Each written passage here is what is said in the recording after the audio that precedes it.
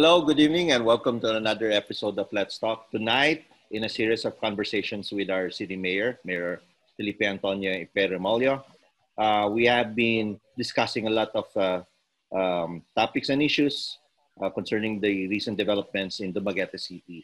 Now, tonight, our discussion will evolve on sports tourism, another initiative of the city mayor of Dumaguete, and what's up in store for Dumaguete City. So, Mayor, maayong gabi sa imo. Maayong gabi, Dino. Maayong gabi usab sa atong mga televiewers o itong mga sports fans and sports lovers. Sir, muraga gwapo imong background ron, pero mga lion motif tayo sa likod karon ha. Murag Lion King na ta. Una lang niya akong halog-halogon kaya na kuan man ko na lockdown ko diri sa ato ang minahal nga Dumaguete. Okay. Anyway, halog-halogon ning layon. Sir, as a starter, okay. I'd like to ask you, maybe you can provide an update sa Dumaguete City about the COVID-19, and then i-connect natin yan dun sa recent na swab testing na antigen na gi-conduct sa Burgos Street recently, sir. Yes, Dino. Ang for the past 2 months and a half, zero COVID cases sa Dumaguete until 2 weeks ago. Dinay mga apor nga or authorized persons outside of residence. Mm-hmm. Unfortunately, natakdan tingali sila sa Manila. Mm-hmm. Nagsakay private plane, and then not knowing na din sila virus, nadalag virus, nakasuroy gud sa Dumaguete o pipila ka mga residente nato na apektuhan, no, natakdan pod. Fortunate enough ang atong City Health Office, pinanguluhan ni Dr. Tala, atong mga health workers, atong kapulisan, atong mga birds, atong mga barangay officials, kung na yun, action agad, no? Dito dayon sila sa mga affected barangays, households, atong tahasan sila nga i-lockdown or i-cordon dayon ang mga silingan atong mga confirmed COVID cases. Yeah. And then kita na po suporta, no, sa pagkaon sa mga na-lockdown nga mga households, no. Yeah. And diha dayon atong swab test ang mga itong banay sa confirmed COVID cases, pamilya nila, including the contacts sa either sa trabaho, sa opisina nila. So may abot po itong mga 50 ka tao po na itong swab test. Okay. Nahutdan na ta og mga test kits. Until after yesterday, atong Friday, no? Atong October 23. Yes. Nga decider na gyud ta nga para ma-expand ang testing nato sa mga affected households. Atong subject to mass testing. Okay. Ang mga pipila ka barangays nga apektado. Okay. Moabot og mga over 600 ang libreng test kits nga atong nadawat gikan sa Teves Cares program, no. Okay. Initially, I was not really in favor of mass testing until nga nasudlan tag mga siyam ka COVID cases. Fortunately, recovering naman ang tanan, no. Okay. Sa bagaron, duha na lang ang na-confirmed na napay COVID case. Itong uban on the second swab na kuha na sila, cleared na sila from COVID. Hopefully, in the next week or two, kitong kaning duha nga remaining ma-clear na po sila on second or third swab. Ma-clear na po sila sa COVID. But regardless of the good news about it is that itong atong gi-expand nga subject nato sa swab testing. I could not believe that naka-kuan yun, by God's grace, all negative, no, ang resulta. Yes. Sa mass testing. That's really something that we should be thankful for. That's right. Kay dili considering na bago lang na nasudlan og COVID cases, I would have expected nga adunay at least mga additional 5 or 10 ba. Yeah. Pero kana may acceptar magaliputag even walk-in nga magpa-testing, walk-in testing. That's right. So, well,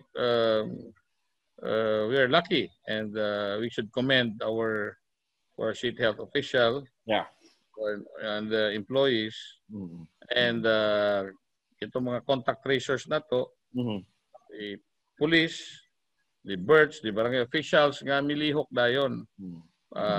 So kining pag-manage natin sa COVID, na ay adlaw nga clean ta, kung makalusot na yun makalusot, that's part of the game. We just have to accept it as a fact and then counter it right away. Correct. No? Di na ta nagsaba-saba pa, natay pasaginlan. Kay okay, that will follow.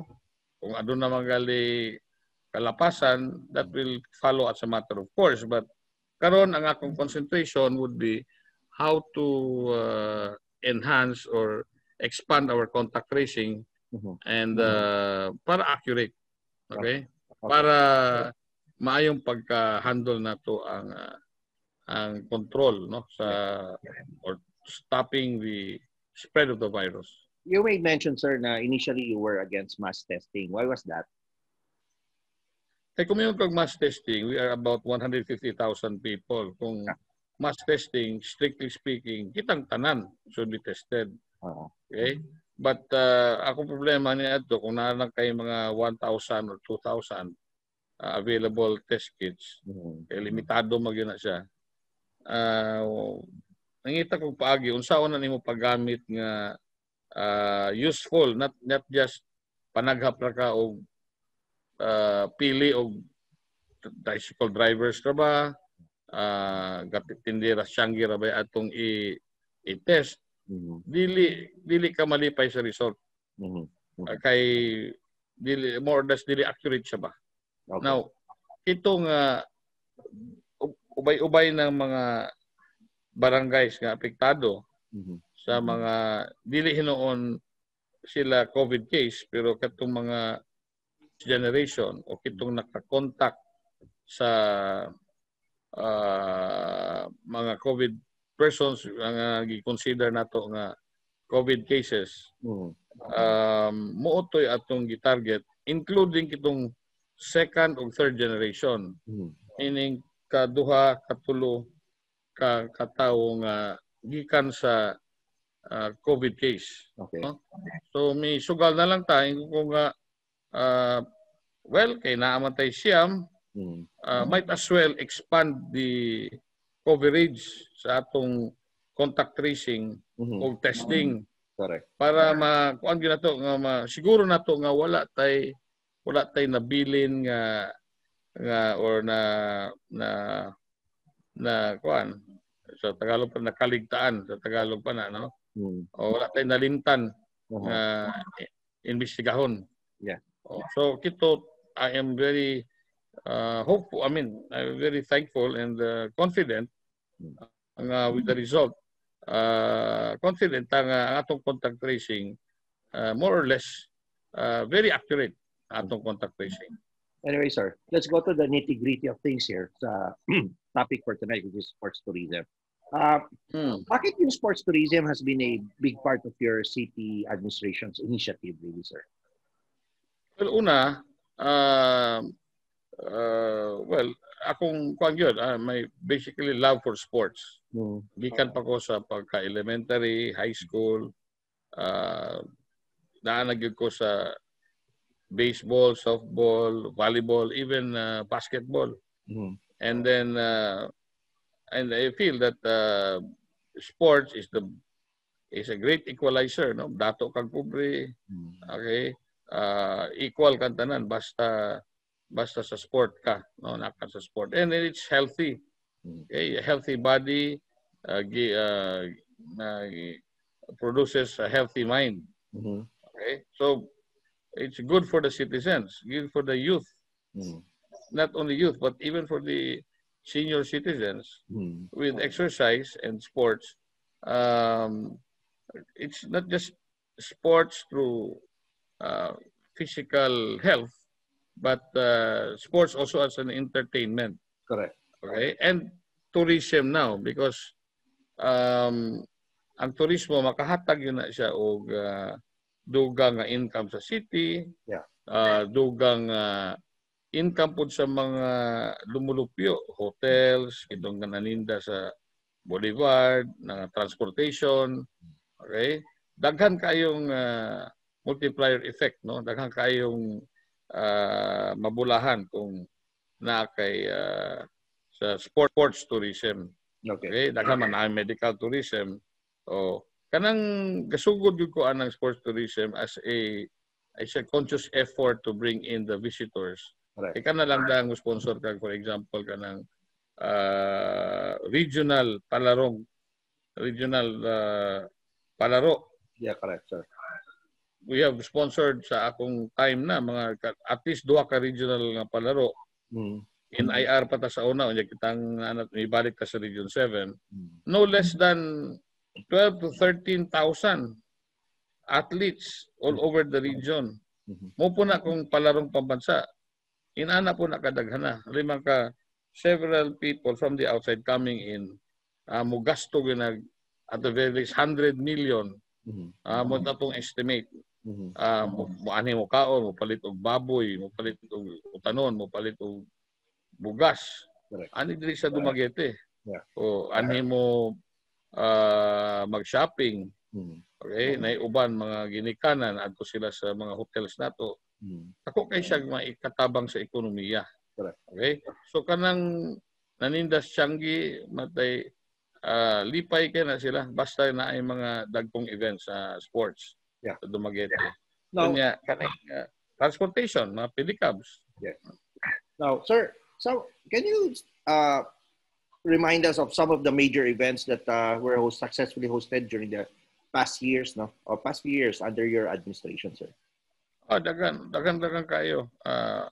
Dinatay regional palaro, dinatay international nga handball competition, beach volleyball, beach frisbee, regional and national kining baseball, Little League. Napuntay mga marathon, dragon boat, ang favorite ni Jackie Antonio. Ayang favorite nga dragon boat. Yearly magidunta na diri. That's right. But because of COVID, atong na-postpone nato na for next year. And I'm gawas napuntay bicycle, even bankaton. Okay, ato nang nahimo diri sa Dumaguete. Basketball, kaning indoor volleyball. Okay. In fact, we were looking forward to hosting the ASEAN Schools Games. No? That's right, sir. Ini mo ni para nako mo ni tag naka hosta og Olympics nga pagkagamay nga syudad. Gipili ang Dumaguete. In fact, Dino, you were one of those who went to Indonesia. That's right, sir. To bid for this event, no? Right, correct, sir. Ang expect nato mga 11, including the Philippines, 11 member countries sa ASEAN, Southeast Asia, or ASEAN, no? Nga moanhi din uban ang ilang mga ministro sa education.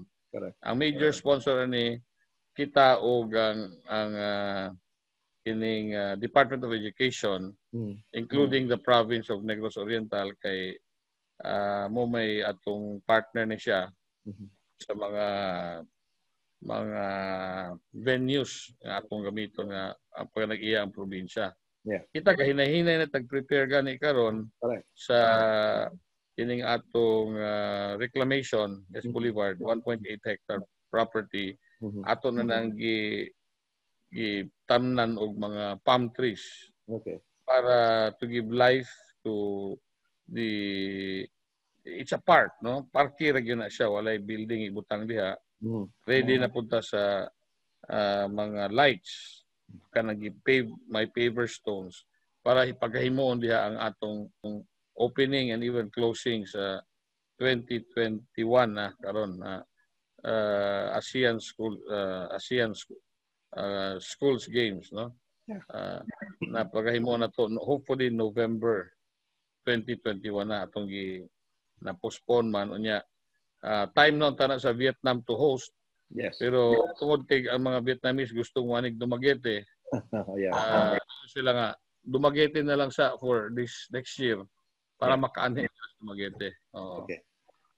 Sir, Dumaguete City, considering relatively it's a small city, and considering its demographics, considering its location, considering the climate and all, what do you think, personally, what do you feel would be a good sporting event that we may host on a national or even an international scale? Well, with our kanang beach games karon kay lapad naman ang atong beach courts, itawag na frisbee, beach frisbee, beach volleyball, kaning beach soccer. Pwede na diya. Daghang tao nga makatambong,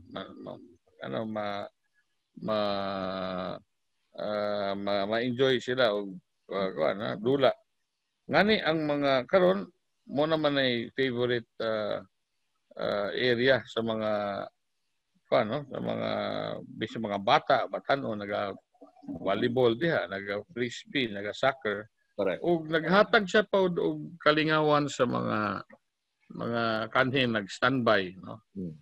Kitong instead na magdroga ka, mag-standby, magbinugoy, adto na lang ka dito sa atong beach courts nga kanunay natin ipasugaan up to 2 or 3 o'clock in the morning. Hopefully by November, bisag modest ang atong celebration sa fiesta. Atong charter anniversary na natong i-celebrate by way of Zoom or webinar, no? Atong i-encourage ang sporting event nga beach volleyball, SK barangay, inter barangay, ug unsa pang mahimo nato diha, okay? Ug hopefully by then human na tong atong pag-paver para mag-jogging na ka dito. May suga na up to December na. Hopefully by January, New Year, diyan na ta mag fireworks. Okay? Fireworks display nga lapad na kaayo ang kanang Pantawan 3 compared to our Pantawan 1. Correct. Nga 700 square meters ra. With that, I expect nga guwapo kaayo ang daghang ang taong ma-enjoy, hopefully mayong weather. Okay? Ushering in 2021, welcoming the new year with hopefully by then naatay madiscovery nga vaccine na. Correct. O, hopefully barato o affordable sa mga tao. Okay.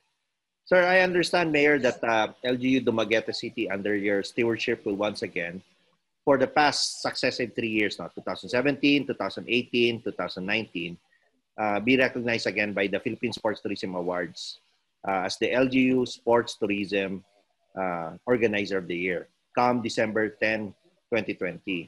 Now, what do these recognitions mean to Dumaguete City and to you personally, sir? Well, Grand Slam ni siya, we were informed na for the straight year Yes. ang Dumaguete makadawat o LGU Best Sports Organizer of the Year. Correct. Last year dito ta sa Resorts World. Correct. Very grand celebration and other awardees like Clark as sports destination. Yeah. Ako po'y gasugod diya sa Clark Sports Tourism in 2011. Correct. When I was at the helm of CDC or Clark Development Corporation as president. Itong 24 hectares nga parade grounds sa mga army, sundalo sa panahon sa mga Amerikano. Gihimo na ko tulo ka baseball fields o duha ka soccer fields. Okay. Karon gigamit na ron. Ang palibot, jogging area, di ko gasugod nga mga Little League games, mga semi-pro baseball games o soccer team games. Dito na to gipatigayon, no? Dito na to na unang na-meet ang mga organizers sa Philippine Sports Tourism Awards. Correct. Dito gi-launch na siya. Now, karon mo po na itong ipangandoy nga maka-improve ta sa facilities nato sa Dumaguete. Yeah.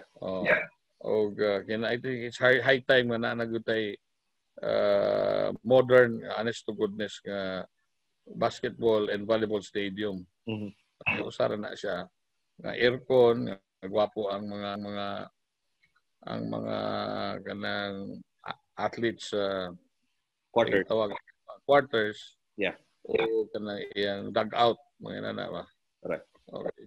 Kay sa atong na istorya nga mga sports organizers Manila, they even want nga mga UAAP volleyball and basketball games. Correct. Ari sa Dumaguete, including mga PBA games. Correct. Ang kulang lang nato nga modern nga standard stadium. Yeah. Okay.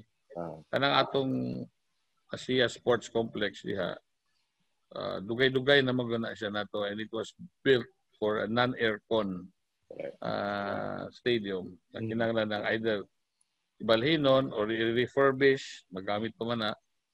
Kung nagyud tay lugar nga makita nga at least 5 hectares na nanay parking, pwede gyud na siyang ambisyonan nga atong himuan. Pwede po rin evacuation center na at the same time. But importante nga dili lang ang structure, kundi ang consistency sa mga games.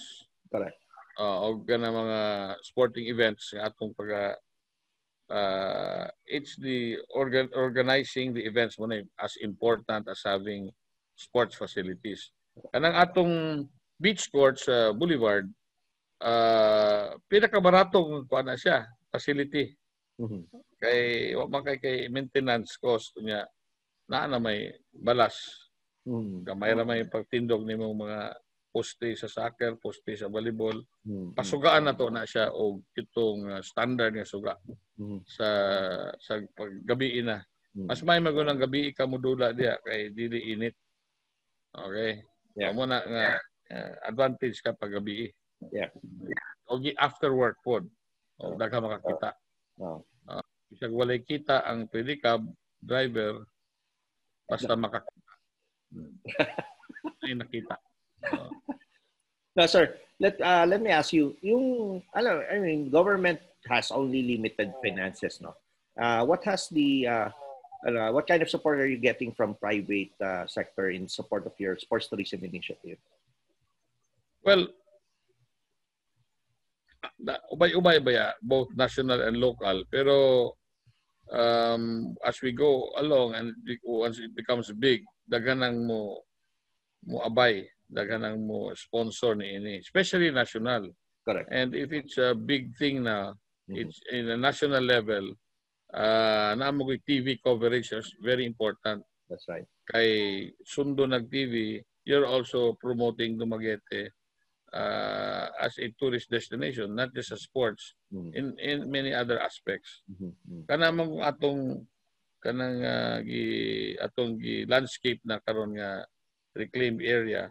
Kung kaya na siya, very strategic, and ang vantage point mo diha kung katindog ka, makita gid mo ang Sumilon ug Cebu.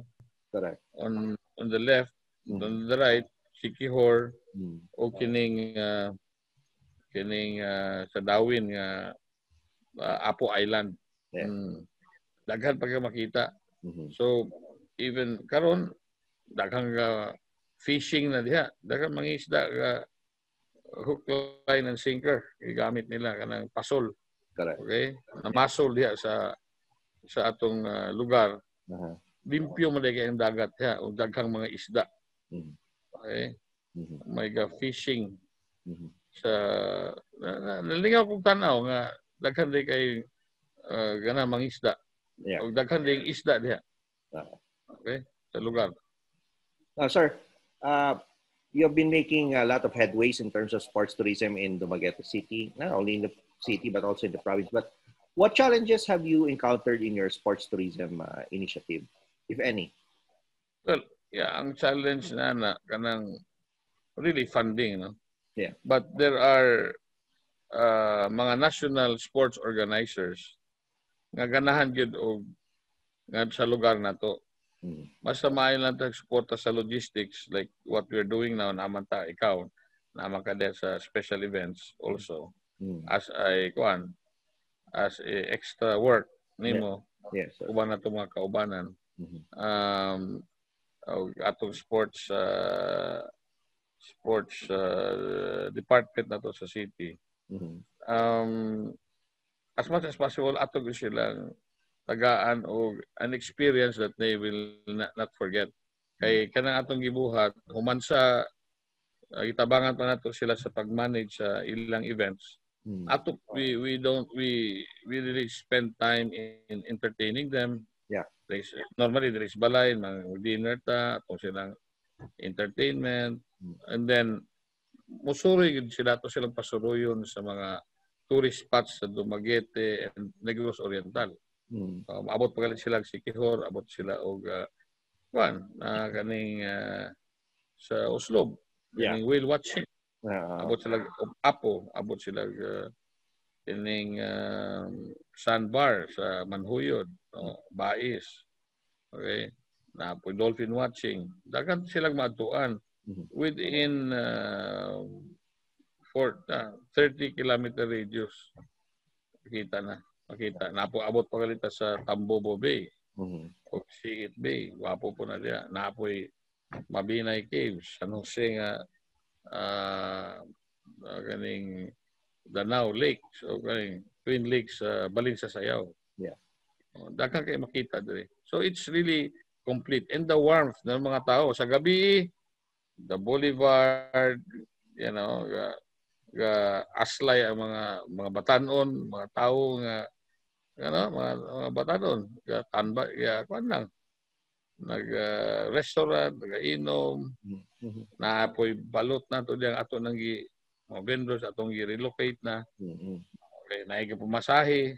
So, it's a life na the whole boulevard na inyong nabantayan nga ang nabantayan ninyo nga ang whole boulevard abot na sa bantayan. Correct. Barangay. Yeah. Tuwa na dito po ang ilang lain na po itong grupuha. Yeah. Puno po kayo, kita po yung kapasugaan na dito.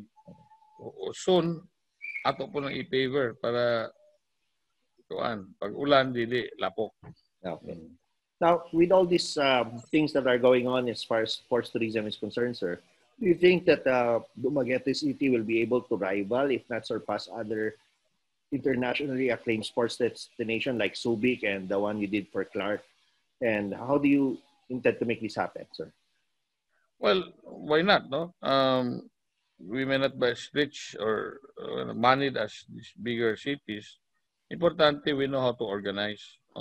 And the dedicated people who really work, give their all, their enthusiasm for the sport. More na importante. Yeah. Kanang facilities, kung nalang kay desire to build them, and daghang mo mo support, daghang mo pautang, daghang mo support, daghang pagaling mo donate. Basta ang imong intention pure and it's really it's worthwhile, it's healthy, it's good for the community. Okay? Kung ato mo nang importante nga ang city matanyag po sa as athletes. Karon we are known sa atong mga international caliber kitong atong archery. Archery, no? Yeah. Taon na we were very good in sa football. Karon atong i-revive na. Correct. At we're also very good in softball and baseball. Correct. Ato po nang i-revive, no? Daghang tag mga napot mga triathletes diri nga mga kanpon, mga national caliber.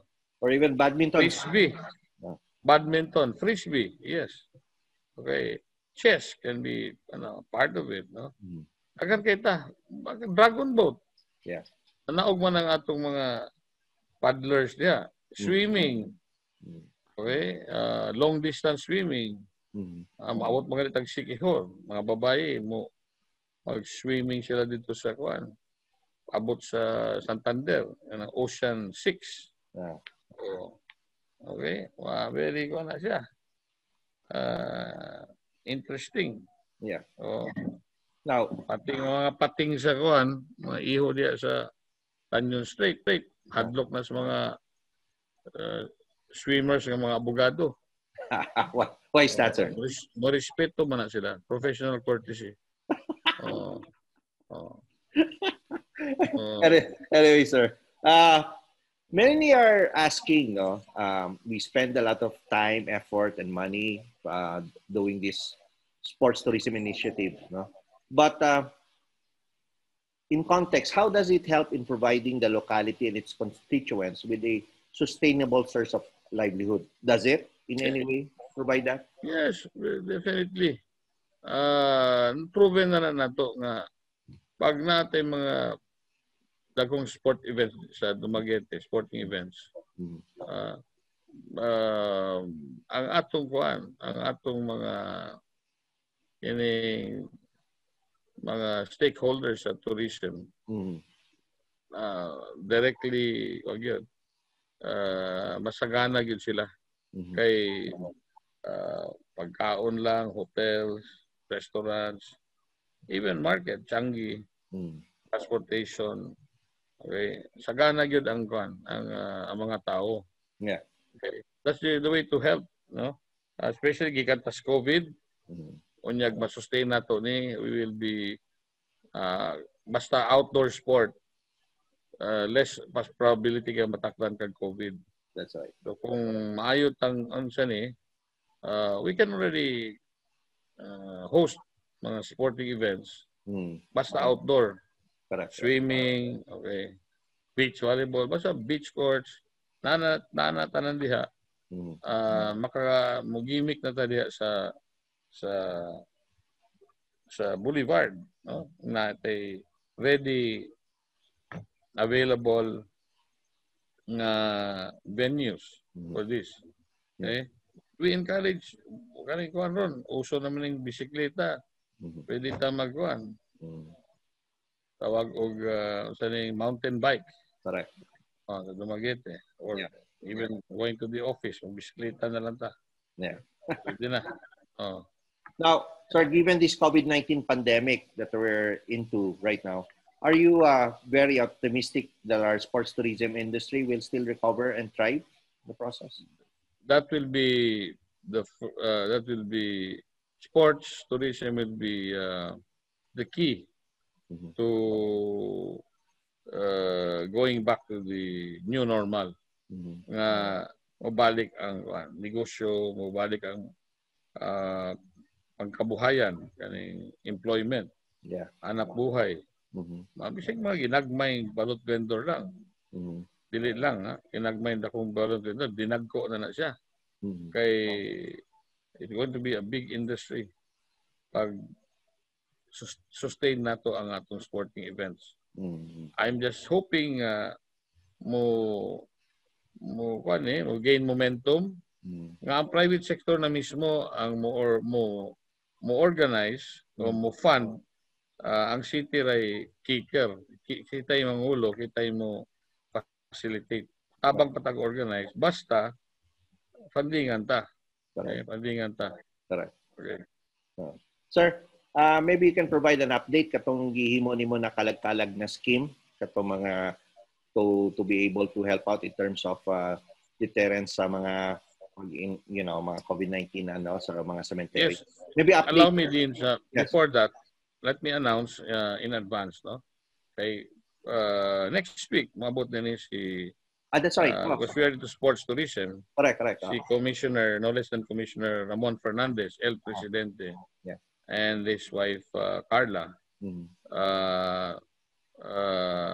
to not just on sports, but basically on as an official representative sa Philippine Sports Commission, na sila i-donate nato ng mga computers para sa gamiton sa ato mga SK volunteers nga tabang og tudlo kanang gitawag og tutoring sa mga mga young student pupils sa Dumaguete, considering online man atong karon klase mo abot sila dili Wednesday tingali. Thursday will be the distribution of kining mga or the handing over the donations sa mga brand new nga Hewlett Packard, no? So mahal ni siya. Hewlett Packard nga laptop, dili computers pala, laptop ni sila. And I understand from Commissioner Mon Fernandez nga magdala po siya basketball bola with the signature i-donate sa mga kabaranggayan. Maybe tulo ka bola at least per barangay. So gibitan po nato mga barangay captains o officials to receive them. O mga face shields, appeal na ng face shields.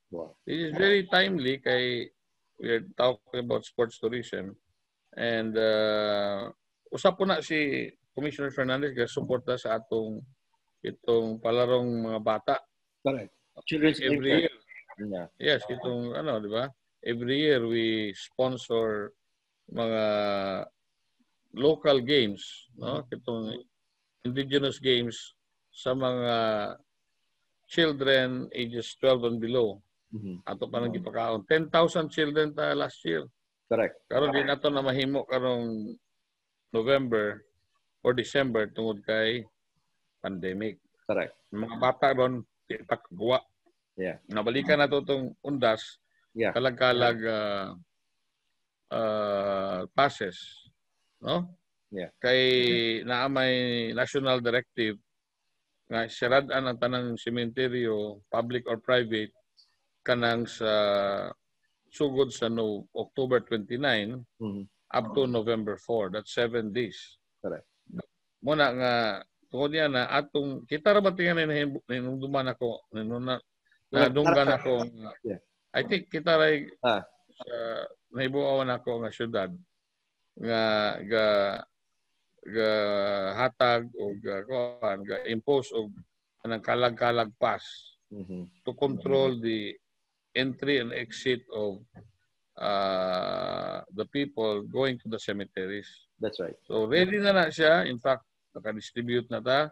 Kasugod ta og dawat og mga sumusulod sa sementeryo, mga devotees, so to speak, mga members of families. Okay. So, at yato pang October 20.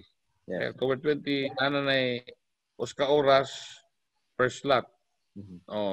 Kung di ka pasudon kung wala kay kalag-kalag pass. Only on the particular day and on the particular hour. Di ka mula pag uska oras. Na kay extension maybe at the most 30 minutes. Inigwa sa sementeryo. One ay kaon-kaon sementeryo.